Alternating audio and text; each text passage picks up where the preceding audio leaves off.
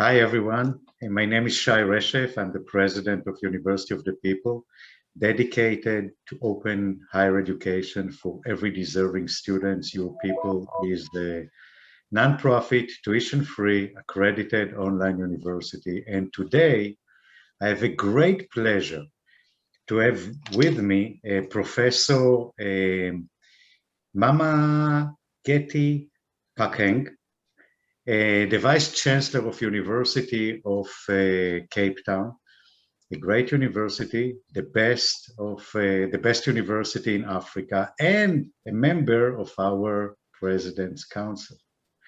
Welcome, Professor Mamokgethi. Thank you very much, Shai. Thank you for inviting me. It is a great pleasure to have you with us, and it's a great honor to have you on our President's Council.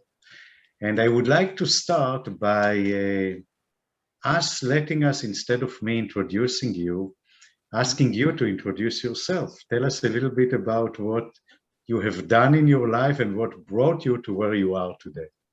It's a very long story, so I should give you the short version, right? Please.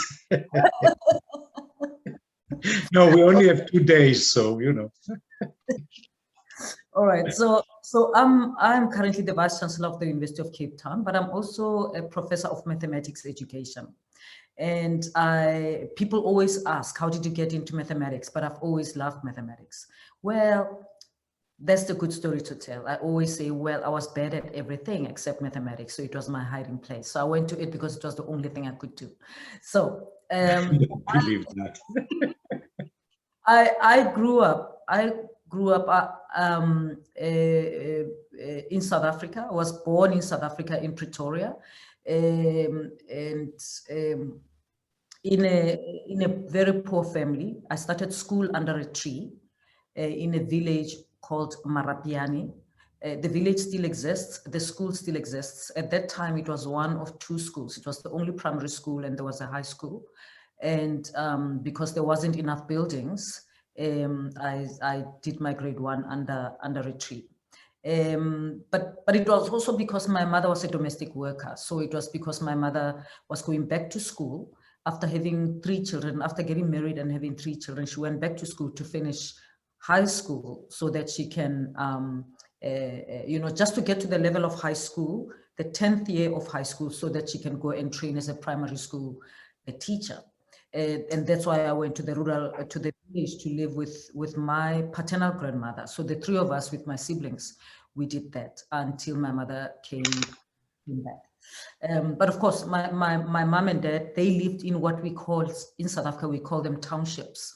And these are areas where Black people were moved into during apartheid, when the Black people were moved out of the cities into these other places, almost like projects in the US. In my 12 years of basic education, I went to 7 or 8 different schools. It wasn't because I was naughty, it's just how poverty works, and also the context, because sometimes I moved, as I can tell you, because my mother was going back to finish, to start grade 7, so that she can get up to grade 10 and go to college. So we were too little, so I went to the rural village, and that's where I started school. I started school there. Sometimes I moved because circumstances changed. My mother now was, when she started, things got better, I went back home. Sometimes I moved because the politics of the country were changing. So there was a time in the 70s when South Africa introduced a homeland system. And so the homeland that happened to us changed the system of schooling, introduced middle schools. And so you move because now that's the last grade in your area. So it was just, and sometimes the move was because my parents thought the school that they were taking me to would be better than the school that I'm in. So you move because of that. So, but it was all 7 schools. I'm generally an introvert, but I think I had to become an extrovert. Starting a new school, I never spent more than 2 years in one school. The most I spent in one school was 2 years. So I went to University of Bophuthatswana to do my undergraduate degree, and I majored in mathematics. And it was a 4-year degree. So I majored in mathematics, education, and Setswana, which is an odd combination, but we can talk about that in the book one day. And after that, I went to University of the Witwatersrand, which is in Johannesburg, which used to be, because South Africa was segregated. There were universities for Black Africans, universities for coloreds, Black colors, there were universities for Indians or Asians, then there were universities for white people. It wasn't only universities, it was schools, it was area places of where people lived.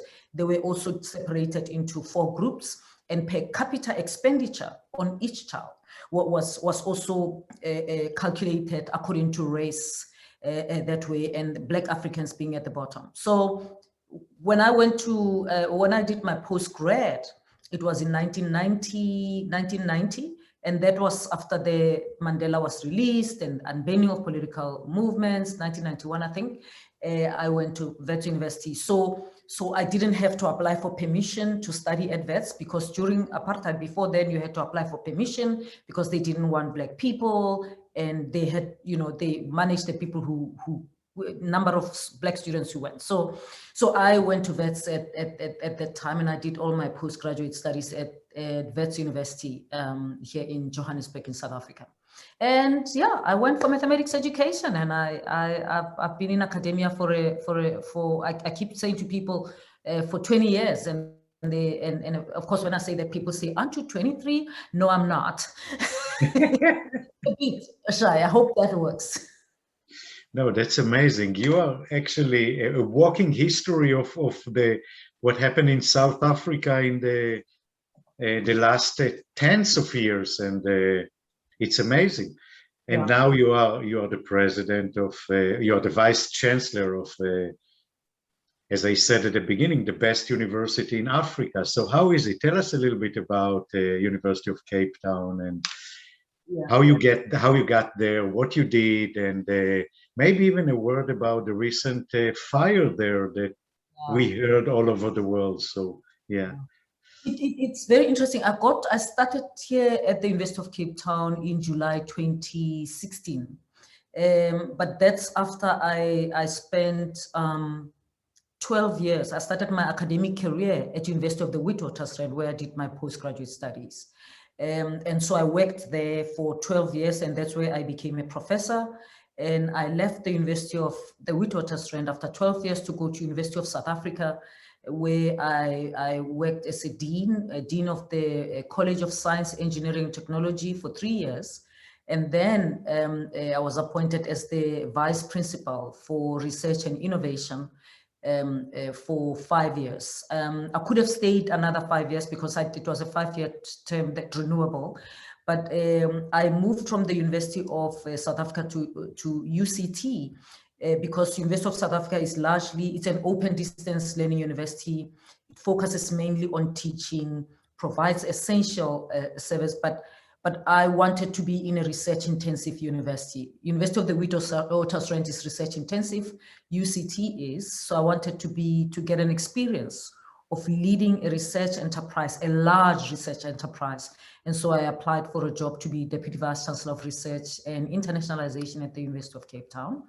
And 18 months later, I became the Vice-Chancellor of the University of Cape Town. Well, I'm saying 18 months later, even though it's 2 years, actually, if you calculate from July 2016, but it's because the first 6 months in July 2016, from July to December, my predecessor was still here. So our time overlapped. Okay. So I started essentially as Deputy Vice Chancellor, taking the portfolio over from January 2017. And then 2018, July, then I became Vice Chancellor of the University of Cape Town. And it is an exciting job, Shai. It is an exciting job, but also a very challenging job. But I mean, who else to take the challenging job? I mean, I have to take the challenging job, because if I didn't have the challenging job, I would probably, the world would be in trouble because I would get up to trouble, right? So now, the country is safe. And the world is safe because I am busy, with being the Vice-chancellor of the University of Cape Town. I think it's a challenging job to be Vice-chancellor anywhere in the world, or of a public university especially, because the challenges of higher education are many. It's not only that the world is changing. The world is changing. The young people who come to university these days are not the same as before.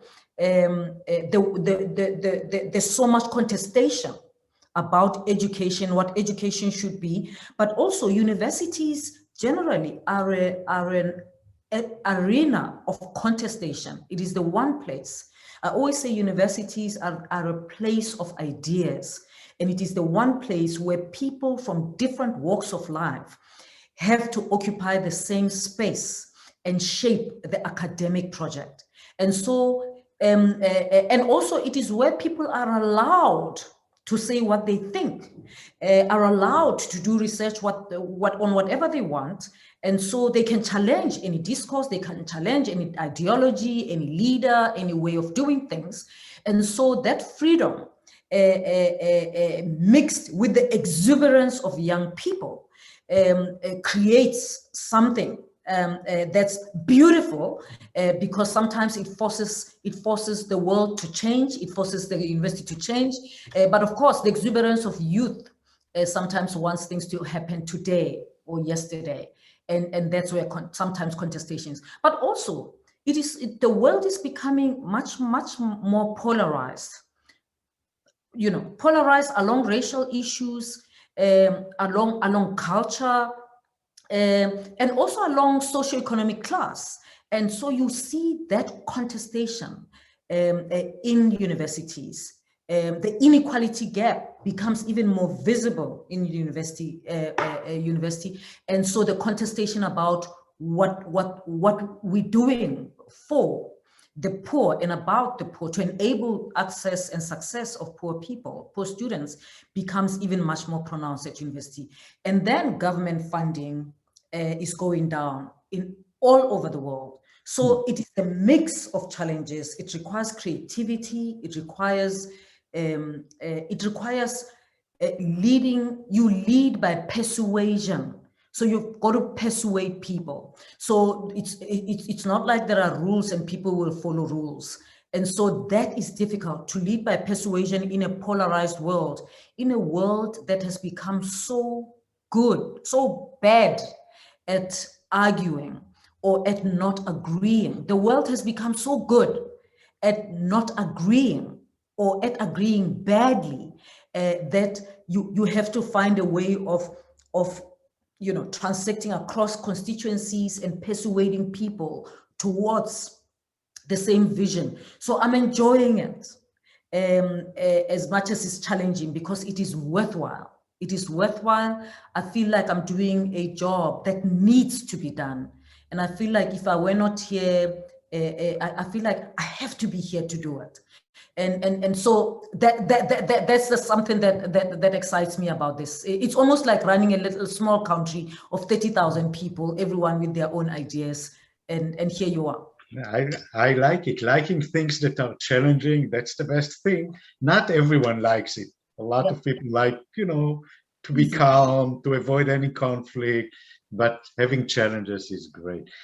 A few words about the fire that happened a couple of weeks ago, right? By now. Yes, on the 18th of April, we had a wildfire coming onto our campus. It started on Table Mountain, and there was wind, and so fireballs flew across the motorway onto our campus, because there's a motorway between us and the mountain. Yes.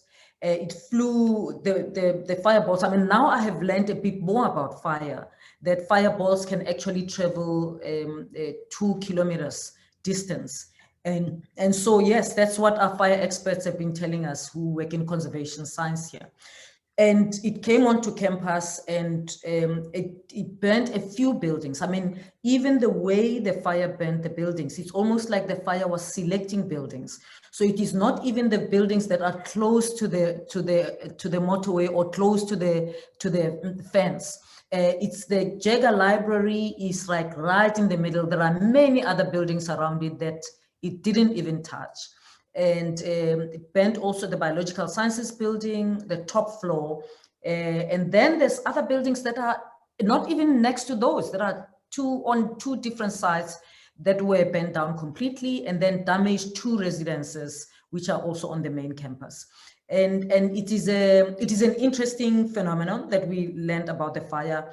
At one level, I'm grateful that those were the buildings that were burnt, and not the buildings that, for example, our chemistry building or chem engineering building that has explosives. Of course, when we saw the fire, immediately we rushed to protect those buildings that have explosives, because we were worried that if it goes there, it will be even much more chaotic. So we've been managing that, and it was an amazing time, because we managed to relocate 4,000 students to get them out of residences, put them in hotels, because some of the 2 residences were affected by the fire and the others were affected by the smoke. And no one got hurt, no one died, which we're really grateful for, touch wood. And that's phenomenal. At the moment, we've started with the repair. So the 2 residences, the students are back into the 2 residences, and all the other residences. So students spent 5 days outside campus, and they came back. The others came back after 5 days. The 2 residences that were damaged, students came back after 2 weeks, because we had cleared the rubble and cordoned the rooms that need to be repaired. So the repair is on. By next month, all the repair will be done. 3 buildings need to be rebuilt. And so we are waiting for the insurance to tell us how much they'll be paying us, because we are insured. And the report came out today of the parks, the South African national parks, because that's where the fire came from. And we're waiting for the report of our insurer, and we'll take it from there. I mean, it's a challenge, but you know, Shai, the challenge that made us think, because with every crisis, there's a silver lining. That nothing should go to waste. And you, you are an optimistic person. No, seriously. I mean, there's a silver lining in this, and there's an opportunity. You know, it has forced us to think about, we digitized, a lot of our collections are digitized. Some of our collections were in the basement, and we managed to save them. But we're thinking now, as we rebuild, we want to have an open collection so that everyone can have access to it. Now we're thinking about what should the building look like. But we also look carefully at what has been salvaged. And it's interesting, the stuff that we put in the basement is the material that's been salvaged. It's material that, some of it is the material that the last interviews of the Khoi and the San chiefs. And so yes, I mean, it's amazing. The first peoples of the Western Cape, that's the material that's been saved. And so it sort of, for me, it's almost like prophetic, because we are in the process of acknowledging this, the first peoples of the Western Cape.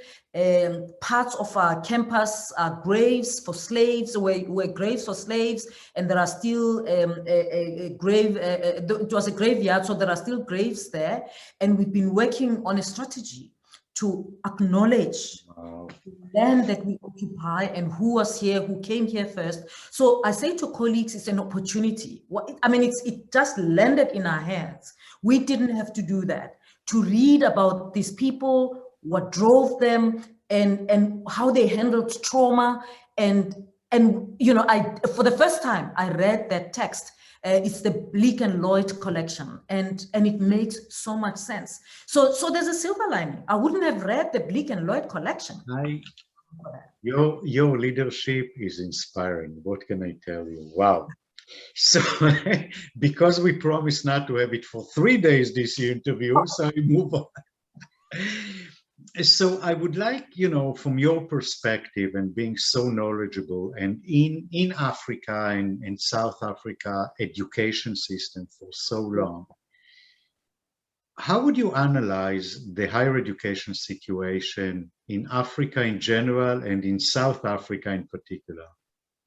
You know, Shai, the biggest challenge that we have in Africa and in South Africa is that we do not have enough universities to accommodate all the students, even the ones who qualify for university entrance. There aren't enough spaces for them, and there isn't enough funding for the students who are qualified to pursue higher education. And so looking at that, you know, online education is a great solution that we can use to solve this problem. And this is the reason why I'm so excited about University of the People and the work that you do, because it creates possibility for students in the continent of Africa who qualify for higher education, but they don't have seats. And so they can still get access to higher education through University of the People. It's amazing, and thank you. So I wanted to ask you why you decided to join University of the People, but I think that you pretty much answered it, right? So I think that how do you see, actually, talking about UoPeople, and you're a member of our President Council, which is our top academic leadership forum that give us advice. And I obviously, as we put Africa on top of our agenda, having you with us is extremely important in helping us deciding how to do it and where to go. Do you think that Africa is ready for online education? You know, Africa is ready for online education. As you know, we have University of South Africa, which of course also can take more students. But also the reason why Africa is ready for online education is COVID has pushed the whole world into readiness for online education. Any country that is not ready now with network connectivity and so on is getting ready, because they can't have another year without being ready for online education. And I can tell you that we at the University of Cape Town, we are part of the African Research Universities Alliance, and all the universities in our alliance across the continent went online to teach when the lockdown started, when the pandemic started. So Africa is ready in the sense that there is network. That's all you need to get on to register with University of the People. So just that makes it ready. And University of the People is therefore a great model that can solve Africa's higher education crisis, whether it's lack of seats or lack of scholarships or even lack of quality. University of the People is a possibility in terms of solving that problem for many students in Africa, because as long as they have access to internet and they have a laptop, they can get on online and study with University of the People. Thank you. I agree with you, and I believe that it's, in a way, it's similar to the situation that was in the past with phones. There weren't enough landline. But instead, you know, the continent moved to cellular and solved the issue of connectivity. And the same goes with online education, which can solve the issue of seats and price, and I mean the cost and the quality, which obviously does not mean that it's right for every person. And obviously it doesn't mean that people who can go to University of Cape Town should not go there. They should go there. But those who cannot, there is a great opportunity for them. So my last question for you, from your vast experience, what advice would you give to our students? You know, I think our students, you mean students of University of the People? All right. My advice is that they should grab the opportunity that they have to learn.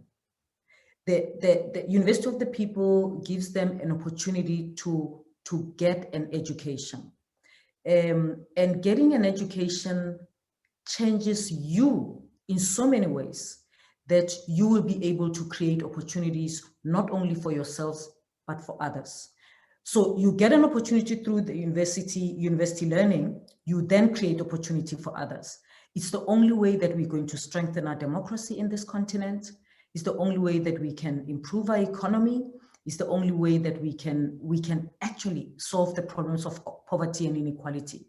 So if you can come to the University of Cape Town, you don't have money to study in a face-to-face university, or even if you are living with a disability that prevents you from going to university, my advice is consider online learning, and University of the People is one of those possibilities. It will create the opportunities. Once you get educated, once you get your degree, nobody cares where you got it.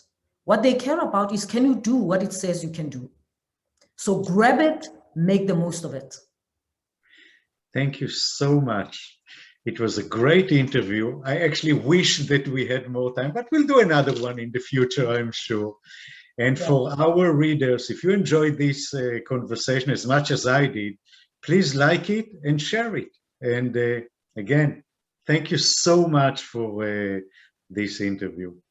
Thank you very much, Shai. Thank you.